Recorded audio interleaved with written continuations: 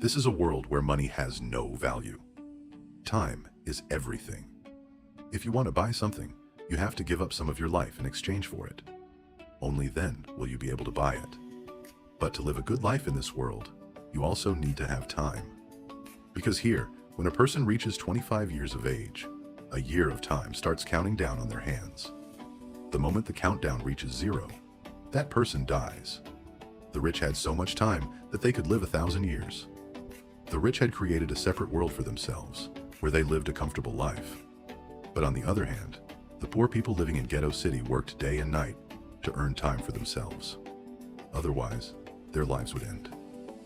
In this slum of poor people lived a boy named Will, who had only 23 hours left on his watch. Will lived with his mother. Now because aging stops after 25. That's why his mother looked so young despite being 50. Today was Will's mother's 50th birthday. Will had worked overtime last night to bring a bottle of champagne to celebrate her birthday. Seeing this, Will's mother was overjoyed and told Will, "I want to see my grandchildren. Why don't you date a girl?" To which Will replied, "Who has time for all this?"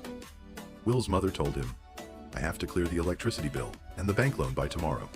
Otherwise, we might get fined. So, I'm leaving now and will be back by tomorrow night after paying all the bills and the bank loan." She said, "I only have 3 days. Paying off the electricity bill and the bank loan will take up almost all of my time. So be sure to wait for me at the bus stop tomorrow evening, so I can take some time with you before I run out." Will replied, "Okay, I'll be there on time." Before leaving, Will's mother touches Will's hand and transfers 30 minutes of mental energy into his body so that Will can buy and eat a good breakfast. Afterward, the two set off on their respective errands. On the way, a little girl approaches Will. She gives him a capsule and asks for a little of his time. Smiling, Will gives the little girl 5 minutes of his life in the capsule, and she leaves. Here, we learn that people can also store their time in a capsule, which they can use and transfer at any time. Will then arrives at the factory for work. Before starting work, he goes to buy coffee. But there, he finds that the price of everything has doubled. Where coffee used to be available for 2 minutes, it now costs 4 minutes. The price of anything can be increased at any time without any announcement. This deeply offends Will. Out of compulsion, Will paid 4 minutes of his life for coffee and got back to work. After a long day of work, Will went to a bar with his friend at night. Will's friend was a notorious alcoholic. He was always drunk. Will's friend signaled to Will that the man was serving free drinks and had a lot of time. Hearing this, Will looked at the man and saw that he was surrounded by women. When Will looked at the man's watch, he saw that he had 116 years of time. Seeing this, Will realized that this man was from Greenwich City, because in Ghetto City, people have a maximum of 2 days' time. Will approached the man and warned him that he shouldn't be here. There's a danger of thieves here. They will kill you and steal your time. So get out of here quickly. But the man doesn't take Will's words seriously and ignores him and starts drinking. Just then, a gangster named Fortis entered the bar with his gang, and everyone ran out. They were the city's most notorious thugs who forcibly stole people's time. Will's friend tried to grab Will and take him away, but Will refused to go and hid in a corner, watching. Fortis had come to steal all the rich man's time. Fortis challenged the rich man to a hand-to-hand fight, and the loser would give up all his time. This time, fight was like arm wrestling, where 2 people had to hold each other's wrists. Whoever's wrist was lower would lose time, and that time would be transferred to the hand of the person with the upper wrist. The winner would then store all the time in their body and kill the other man. Fortis asked the man, "Are you ready for this?" The rich man replied, "I've had too much to drink, so I need some time. After that, I'm ready for your challenge." Fortis says, "Okay, this is your last wish. Go ahead. I'll give you a few minutes to get ready." Fortis sends one of his men with him to prevent him from escaping. The rich man goes to the bathroom and starts vomiting profusely, having drunk a lot. If he had tried to grapple with Fortis in this state, the rich man would have lost. Just then, Will arrives. He kills Fortis's man and takes the rich man out of the place. He rescues him from Fortis and brings him to a safe place. Will tells the rich man, "I told you your life is in danger. Why are you wasting your time?" The man tells Will his name is Henry and asks him how old he is. Will says, 28 years old. Henry said, I'm 105 years old, and I'm tired of life. I've enjoyed everything in my life, and I don't need it anymore. I don't want to live." Hearing this, Will asked in surprise, "What are you trying to say?" Henry replied, "I think you're still unaware of reality. Have you ever wondered why different time zones exist in this world? Why are prices and taxes raised at any moment in your time zone, Gates? In fact, inflation is deliberately fueled so that poor people continue to die, and the rich in the Greenwich time zone can profit from their deaths. In fact, this entire system is theirs. Just think, there in the Greenwich time zone, people have thousands of years to live. But here in the Gates, you work hard every day to survive. This is because they've forced you to do it. They don't want to give you more time so that you'll continue to work for them. They increase inflation to make you work as much as possible. They force you to spend your time so they can live forever with your time. They've earned every day of their lives from the deaths of the poor. And I don't want to live a life that's been earned by the death of a poor, helpless person." Hearing this, Will realized that Henry was a very kind-hearted person. Henry further asked Will, "If you had as much time as I do, what would you do?" Will smiled and said, "First of all, I would stop constantly checking the time, because even then, Will only has 18 hours. He constantly checks his watch before going to bed, after going to bed, and while eating because he's afraid he'll run out of time and die." Will says, "My mom works very hard to manage the house. If I had as much time as you, I would buy my mom a nice house in Greenwich City, and we would both live happily there." Will then tells Henry, "We have to stay here tonight. The danger will be over by morning. Then you can go back to your house." After this, they both fall asleep. In the morning, Henry wakes up to find Will still asleep. He goes to Will's side and transfers all his time to him, leaving him with just a few minutes to spare. When Will wakes up, he sees Henry has left. Then, as usual, Will glances at his watch. 116 years had passed. His eyes widened at the sight. He thought he was still asleep and dreaming. Just then, Will noticed a window with the words, "Don't waste my time." He realized that Henry had given him all his time. Then, Will saw Henry sitting on the edge of a bridge in the distance. Will quickly ran towards Henry, but it was too late, as Henry had only seconds left. A moment later, he fell from the bridge into the water, dying in a jolt. Will was deeply saddened by Henry's death. He now had 116 years of life, and he realized that if he stayed, people would assume he had killed Henry. Will quickly went to his friend. His friend was shocked to see so much time in his hands. Will then gave his friend 10 years for the sake of friendship. Seeing this, Will's friend thanked him profusely. Will says, "It's no longer right for me to stay here, because given the sheer amount of time, anyone could kill me for taking away my time. Now, I can buy my mother a nice house in Greenwich City and live a safe life there." After saying goodbye to his friend, Will leaves and goes straight to the bus stop, where he had told his mother 2 days earlier that he would arrive there after paying off the electricity bill and bank loan. Meanwhile, Will's mother boards the bus to return home after paying off all her loans and bills. But then she discovers that the price of bus tickets has doubled in a single day.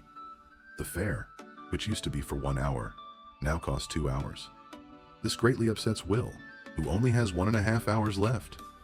Will's mother requests the bus driver that his son will give her the remaining time at the next stop. But the bus driver flatly refused and said that if you don't have time, then you should go on foot. But Will's mom knew that the next bus stop was very far. Even if she went on foot, it would take her 2 hours to reach there. At that time, there were a lot of passengers in the bus. Will's mom requested them too, but no one helped her. Just then the bus left from there.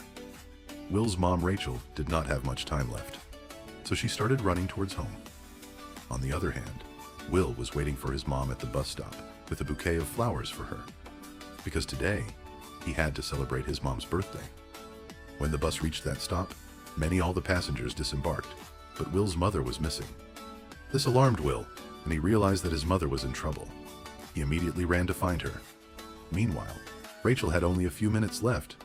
She knocked on the doors of passing cars and people's homes, begging them to lend her some time. But no one was willing to help her. When Will had gone a little further, he saw his mother running. Seeing her running, Will realized they didn't have much time. He extended his hand and ran towards her. Meanwhile, Rachel had only 10 seconds left. She, too, was running towards Will at full speed.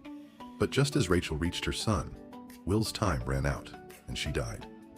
This deeply saddened Will, who had thought so hard for his mother. He wept bitterly. By the next morning, Henry's dead body had been found by the timekeepers, who began an investigation. In today's world, timekeepers were like police officers. Their job was to prevent crime.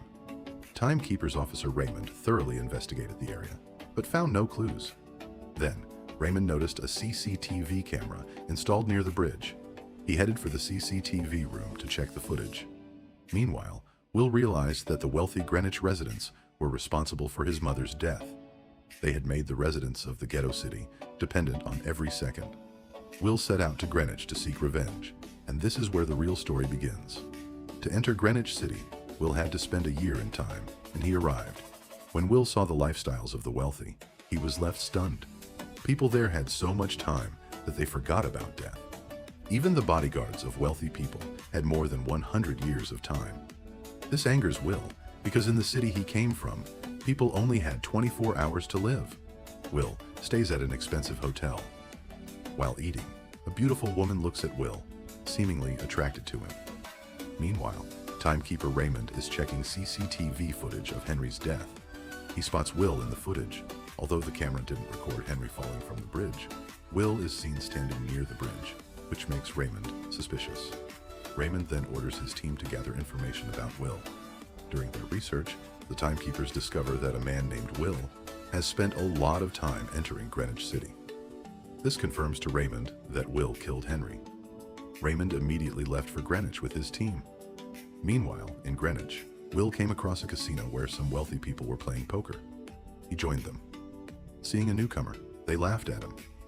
But Will was an expert at gambling. Today was his perfect opportunity to extort money from the wealthy. Will played poker with a wealthy man named Philip. He's the richest man in the world. He owns his own time bank, lending time to people. His daughter is sitting with Philip. This is the same girl who was watching Will intently a moment ago. When the game begins, Will puts his entire life's time at stake, and thanks to his ingenuity, he wins 1,100 years from Philip. Seeing this, Philip's daughter, Sylvia, is deeply impressed. She invites Will to a party at her house last night. Then, the next evening, Will buys a brand new car and arrives at Philip's party. During the party, Will and Sylvia dance, and Sylvia falls in love with Will. She is about to confess her feelings to Will when timekeeper Raymond arrives with his team and arrests Will. Sylvia, mistaking Will for the murderer, becomes enraged. Raymond first takes away all of Will's time, giving him only 2 hours. Then, he begins to arrest Will for Henry's murder. Raymond asks Will why he killed Henry. Will tells him, "I didn't kill him, but he didn't want to live. So he gave me 116 years, and then took his own life." But Raymond doesn't believe Will. Will understands that Raymond will frame him in Henry's false case and sentence him to life imprisonment. So, he seizes the opportunity and frees himself by killing Raymond's men. He takes Sylvia's gun and captures her. Using Sylvia as a shield, Will escapes with her, and eluding Raymond and his men, returns to Ghetto City. Will has very little time left. He asks Sylvia for some time, but she refuses, believing him to be Henry's killer. So he speeds towards Ghetto City to borrow time from someone. In his haste, he overlooks the barbed wire strewn across the road ahead, causing Will's car to fall off a bridge. In the accident, Will and Sylvia were knocked unconscious. The thorns were actually planted by Fortis and his gang. Fortis saw that Sylvia had 10 years of time. He stole all of Sylvia's time and fled. Just then, Will and Sylvia regained consciousness. Sylvia looked at her hand and was worried because she had only 30 minutes left, while Will also had a few. Nevertheless, he gave Sylvia a few minutes of his own, making their time equal. Will then quickly took Sylvia to the house of his friend, to whom he had given 10 years. When his friend's wife opened the door and saw Will, she expressed her displeasure, saying, "The 10 years you gave me cost my husband his life. He wasted all his time on alcohol, which led to his death." Hearing this, Will was disheartened. But now, neither of them had much time left. If they didn't act quickly, their deaths were certain. Then Will noticed a diamond earring in Sylvia's ear. By selling it, Will and Sylvia bought 2 days' time. Will then took Sylvia to a phone booth. He called Sylvia's father, Philip, and informed him that his daughter was still safe. Raymond was with Philip at the time, and Will knew Raymond was also there. In exchange for releasing Sylvia, Will asked for 10,000 years of time. He promised to distribute those 10,000 years among the poor through the time bank, and gave him time until tomorrow morning. Although this amount was nothing to Philip, he was determined not to give up time to the poor at any cost. Meanwhile, Will brought Sylvia to his home, where they waited for morning. Sylvia asked Will where his family was. Will told Will that his mother had died the previous night, because of lack of time. Hearing this, Sylvia felt very sad and realized, it turns out that poor people here live in constant fear of death. They have to work so hard to earn a day's worth of time. The next morning, as soon as the bank opened, Will and Sylvia watched from the window, but the bank refused to distribute time to the poor. Sylvia was deeply disappointed to see that even her father, his daughter, was worthless compared to time.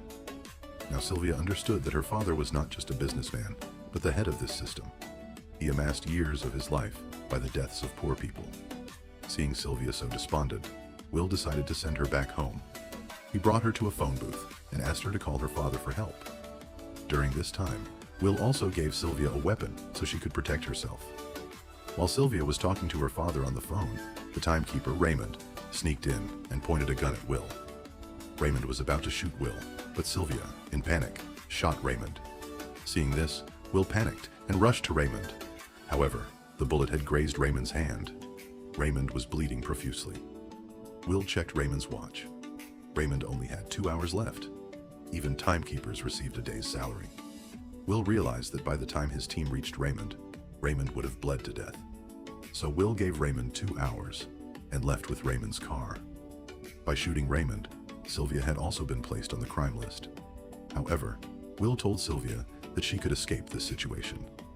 But in Greenwich, Sylvia's life was like that of a caged bird. Her father, Philip, had imposed many restrictions on her.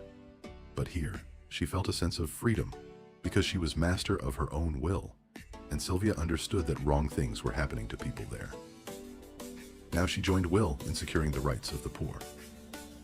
Together, Will and Sylvia began robbing the rich. Sylvia, who knew every inch of Greenwich City, hatched a plan to steal time capsules from the banks in Greenwich City and give them to the poor. Sylvia first robbed her father Philip's numerous banks because Philip had collected all the time capsules from the deaths of the poor. They packed all the time capsules from the vaults into a bag, escaped, and began distributing them among the poor. After such a massive heist, the government was fed up with them. Therefore, the government placed a 10-year time bounty on their heads. Upon hearing this, gangster Fortis began hunting them like a dog. But Will and Sylvia changed their locations daily, making them undetectable. They were hiding in a hotel. Since they weren't short on time, they had booked the entire hotel. Fortis arrived outside the hotel in search of them. There, he apprehended some people and began questioning them about Will and Sylvia. But these people were deeply indebted to Will and Sylvia. Therefore, they were willing to die, but were unwilling to reveal Will and Sylvia's whereabouts. But when Fortis overpowered them, one of them, fearing death, told Fortis the location of the hotel where Will and Sylvia were hiding. Fortis immediately arrived with his gang and captured them. It was now impossible for Will and Sylvia to escape. Fortis sat Will down at a table and challenged him to a time fight. Will understood that if he refused the challenge, Fortis's gang would kill him. So why not try his hand at it? Fortis and Will grabbed each other's wrists, and the game of death began. Fortis, a master player, forced Will's hand down at the very beginning, causing Will's time to rapidly transfer to Fortis. But Will wasn't exerting any force at all, as if he was deliberately losing. But with only 3 to 4 seconds left, Will demonstrated his power, and with a single blow, knocked Fortis's hand down. Fortis's eyes widened. He tried with all his might to raise his arm, but Will's strength had weakened him. Seeing this, Fortis's men focused on Fortis's watch. Now their boss was about to die. Seizing the opportunity, Will pulled a gun from his shoe and shot all of Fortis's men in the blink of an eye. If he hadn't done so, he would have been killed. They would have killed him. With that, Fortis's time went to 0, and he was killed. Will and Sylvia quickly escaped. Meanwhile, they realized that the rich had turned the tables. All the time Will and Sylvia had distributed among the poor was now worth nothing because the rich had multiplied the rate of inflation. Seeing this, Will felt defeated and believed he would never be able to give these poor people their due. He told Sylvia that it was all over. Even if he distributed 1,000 years, the rich would only increase inflation, making the situation impossible for them. Sylvia insisted there was a way. Will replied, "We'd have to steal millions of years and give them to these people. Only then could we control inflation." Although it wasn't that easy, Sylvia had a plan in mind. The next morning, when Philip arrived at the office with his bodyguards, Sylvia arrived and told her father that she wanted to surrender. All the guards then pointed their guns at Sylvia. But then Will, who had been hiding in the guard base, arrived. He held a gun to Philip's head and forced him to open the locker door. Will and Sylvia stole a time capsule from Philip's locker, containing 1 million years of time. Each year in this time capsule came from the deaths of the poor. Will and Sylvia fled with the capsule. Raymond, upon learning of this, immediately set out after Will and Sylvia. Looking at the watch on his wrist, he realized he had less than an hour left. He called headquarters and demanded that they send him his salary in the capsule. "I'm running out of time." But before he could transfer the time from the capsule to his body, he spotted Will's car, and without transferring the time from the capsule to his body, chased after them. Because if the poor had received those 1 million years, everyone in the ghetto time zone would have become immortal, and the entire system built by the rich would have collapsed. Raymond tried his best to catch Will and Sylvia, but he was unable to stop them. Will and Sylvia eluded Raymond and arrived in Ghetto City and handed the time capsule to a little girl. They knew that Raymond would follow them straight to Ghetto City, so they left this place and went to a secluded spot. There, he had distributed millions of years among the people of Ghetto City, making them immortal. But these two had very little time left. Unfortunately, Raymond caught them at that very moment. Raymond threatened Will, saying, "If you love your life, return all the time you stole." Then Will showed him the time on his watch. Will and Sylvia had only a few minutes left. Will said to Raymond, "Have you forgotten? Remember, when you were about to die, you should return the time to me." Hearing this, Raymond remembered that in his hurry to catch Will and Sylvia, he had neglected his time. When he looked at his watch, he saw only 5 seconds left, which quickly turned to 0, and Raymond was killed. Will and Sylvia had escaped Raymond, but they both now had only 1 minute each. Moreover, there was no one to help them in that desolate area. They could clearly see their death. The two embraced each other in despair, and then Will spotted Raymond's car. Will ran towards the foreign car, and upon reaching there, he transferred Raymond's salary time to his watch. He then ran towards Sylvia to give her the same time. Sylvia was also running towards Will. Sylvia had only a few seconds left. It was exactly the same moment Will had lost his mother. Will had lost his mother, but he didn't want to lose Sylvia. Will was very close to Sylvia, but then Sylvia fell into Will's arms. Luckily, Will had held Sylvia's hand at the right time, saving her life. Thanks to Will and Sylvia, all the people of Dayton had become immortal. They no longer needed to work in factories to earn an hour's wages. They all set out to pursue their dreams in the city of Greenwich, only to have the entire system created by the wealthy fail. The story ends there.